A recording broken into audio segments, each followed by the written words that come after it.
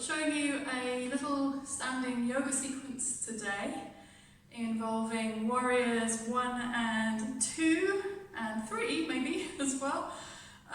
So just to get a feel for these strong standing postures which can really evoke a spirit of strength and resilience and capability. I really love the warrior poses, and that's warrior, not warrior. That's my favourite yoga joke. It's a kind of feeling.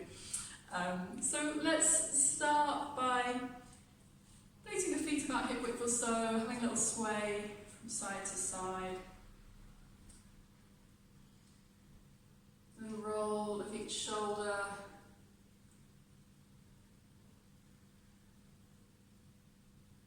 And then opening the palms and sweeping up, so we're drawing a circle, palms together, and then drawing down through chair pose. And continuing that as a flowing sequence, warming up through the legs. Experimenting with how far you wish to hinge at the ankles, knees and hips, so we can tailor according to maybe just how it feels for you today, what feels like a good position for you.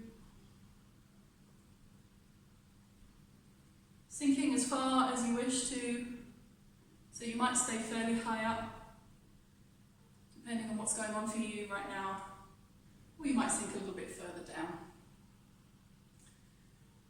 So really being kind to the body, listening in, especially if you have any sharp, twingy pain. Really good to back off a little or gently explore movements rather than forcing yourself into any particular position. Maybe letting yourself sink to the lowest point that you feel kind of steady in. Maybe reaching the hips back a little further, softening the arms forward. And when we reach the hips back, we might feel the backs of the legs, the glutes perhaps working a little more. And then let the hands come down and softening into a soft forward fold, letting the head dangle if that feels good to do. We can have a shake out with the legs as well. Maybe even holding opposite elbows, head loosening, arms softening, letting gravity take hold.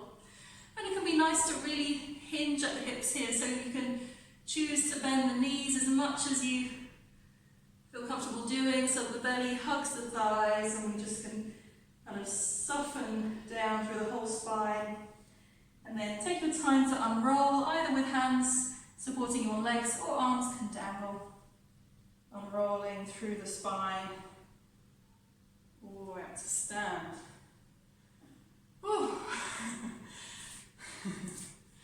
Oh. And then just softening through the knees, going for a little twist.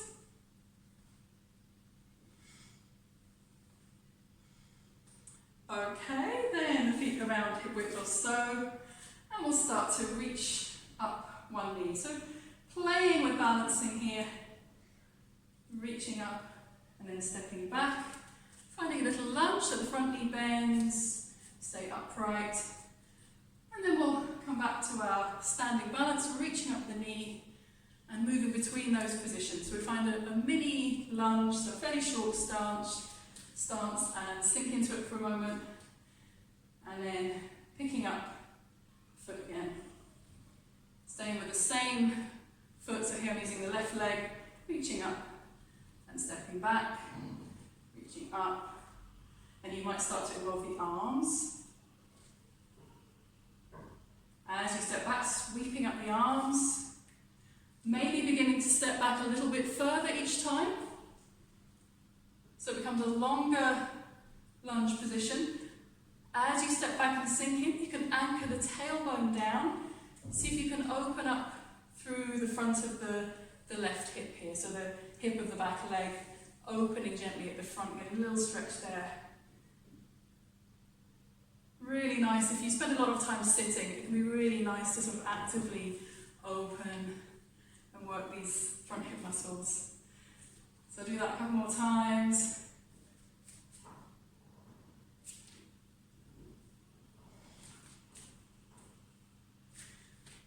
And then let's to the other side, so reaching up the right knee. Start with a short stance lunge, using let the arms kind of float out to help with balance. And getting a feel for it on this side. How does that side feel? Seeking steadiness as you step back. You can choose your pace, you can do this faster or slower. Whoop.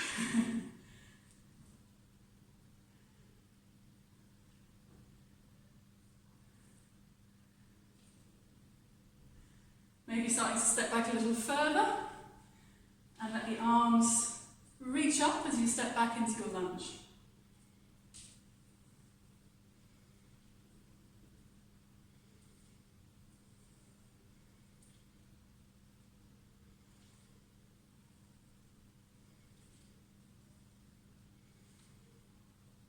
And then you might pause, tailbone anchors down, front hip area opening. And this is a lunge variation of Warrior One, sometimes called crescent lunge, but I like to think of it as a version of Warrior One. So this kind of strong pose through the legs, through the arms, that feeling of reaching out into space, grounding down through the feet, nice and upright. Okay, and then we'll come back. Step in, have a little loosen off. And then let's step into the centre of the mat, so we're lengthways, stepping out the feet comfortably wide, opening up the palms, circling and drawing down.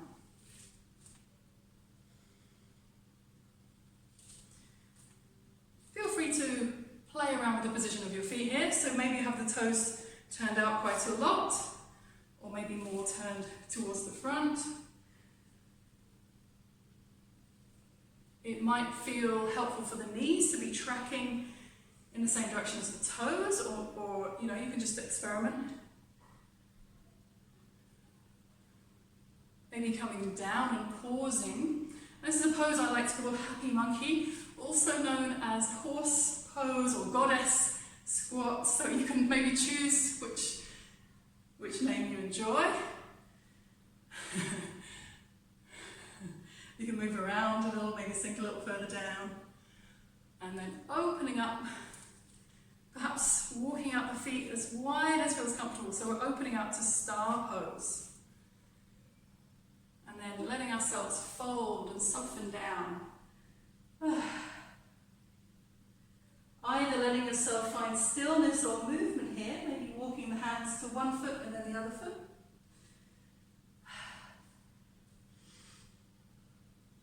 Softening through the knees and slowly rise up. Stepping in and circling.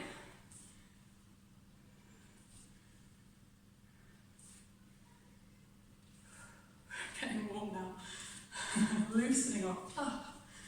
Gentle twist. And once again, we'll step the feet wide. Open the arms. Start by turning the left toes in. And then turn the right toes out towards the front edge of the mat. Bend into the right knee. So the right toes pointing towards that front edge and the knee traveling the same direction, pointing forward, softening through shoulders as we reach out actively, energetically, opening the arms, reaching into space. Maybe reaching the body forward. Feel the weight go down into the front leg. Reach the body back, feel the weight go into the back leg, and then come into a centered position. Both feet rooted, both legs working, turning the gaze towards your right fingertips. And breathe. And then we'll swivel in, so the right toes turn in, and the left toes turn towards the short edge of the mat at the back there. Then into the left knee. And classically in this pose, the knee is stacked more or less above the ankle, but you can always experiment with positioning. If you feel a bit wobbly, feel free to play with repositioning the feet. Maybe you want to widen the stance kind of outwards a bit. We can experiment with reaching forward, feel the emphasis more down into the left leg there. Maybe let the torso reach back. Feel the weight down there. And then kind of finding a centered position, both legs working, feet rooted. Softening through shoulders. Stretching out the fingertips, turning the gaze to look towards the left fingertips. Strong. Warrior 2 pose. This is called. And then release the arms and walk in the feet. Loosening up. So we've done Warrior 1. My favourite version of Warrior 1, which is this lunge position. We've done Warrior 2. Ta-da! And now we'll go for a pose called Warrior 3, which is a standing balance. So hopefully you're all, I'm feeling very warm. Hopefully you're feeling very warm and, legs, it's warmed up for this. So we'll start by picking up one foot and then stretching back, and this time hinging at the hips. So as you reach the leg back, hinging at the hips and just playing with finding your balance. And you might just pivot in and out of that pose, so coming towards Warrior 3, and you might stay at more of a diagonal. You might prefer to have your hands on a support ahead of you, like a chair or wall. You can have the arms Superman style, opening out, aeroplane arms. Sorry, that's aeroplane, isn't it? Superman would be more like that. So we can just choose the position of the arms and just finding steadiness can help to fix the gaze on a particular spot. And the more that we hinge here, you might feel a stretch in the standing leg, which can be straight or bent, so you can just experiment there. And then do the same on the other side. So if we just gradually build up, you might enjoy doing this as a flowing movement, just kind of hinging, and then reaching the floating leg forward and up, and then reaching it back. One side might feel more steady than the other. So for me, this side is feeling a lot steadier. Choosing the position of the arms. Choosing how far you hinge. Whoops. And again, the standing knee might be bent or straight. You can just experiment. And in Warrior 3, we're aiming to square the hips rather than the floating hip rolling up to the side like that. We're saying, can we square the front hip bones towards the floor, and then the back and the hips stay more or less sort of parallel to the floor as we hinge forward. So you kind of check what's happening, maybe hands to the hips, and notice if you're rolling up. And you might feel by leveling the hips in that way, you might feel the core is working in a different way. We're also avoiding back bending in this pose. So rather than going like that, especially reaching the arms, we might have a feeling that we want to back bend. Make it more about steadying and containing through the core. So think of the lower front ribs just hugging in a little bit, and then we are kind of finding that that around the torso is steadying, the breath steady. And that's the end of our little warrior sequence. So after you've done that, there might be some movements that just feel natural to do. So just sort of checking in, so really this emphasis on kind of a kindly approach, checking in with how the body feels, and yeah, maybe into a little fold and a shake off. And this is a perfect, after we've done some of these strong standing poses, a perfect way to finish might be doing some seated or lying down stretches, so maybe just letting yourself softly reach over the legs, either keeping the legs close or wide, maybe doing some little cross-legged stretches, or of course the classic child's pose. So this can be a nice stretch to do. It's not going to work for everyone, but for some some people this is going to feel quite a nice resting position to find.